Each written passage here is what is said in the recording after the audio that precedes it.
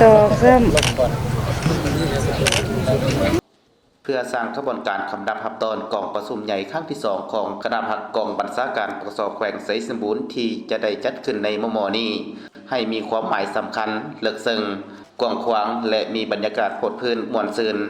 ทั้งรับประกันใดด้านเนื้อในและขบวนการดังนั้นคณะสาวนุ่มหากฐานปกสแขวงจึงได้สร้างขบวนการกีฬาบันเตะมิตรภาพขึ้นในวันที่17กุมภาพันธ์2025ให้เกียรติเข้าร่วมพิธีของทานพันเอกอุดัยอินสุวรรณหัวหน้ากองบัญชาการปกสแขวงมีคณะพักคณะกองบัญชาการบรรดาห้องกองพันค่ายคุ้มขังตัดสร้าง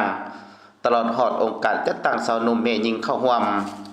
การสร้างขบวนการแข่งขันกีฬาบันเตะครั้งนี้สหพันธ์เมยิงหากฐานพบคณะพักคณะนำกองบัญชาการปกสแขวง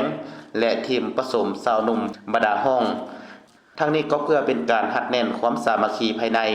กลุ่มกองให้นับมือนับแน่นแฟนยิ่งขึ้นและเต็มไปด้วยบรรยากาศเบิกบานม่วนซื่นมีสุขภาพแข็งแรงเตรียมพร้อมรับใส่กองประชุมใหญ่ครั้งที่2ของคณะพักกองบัญชาการให้มีผลสำเร็จตามจุดประสงค์และคาดหมายที่กำหนด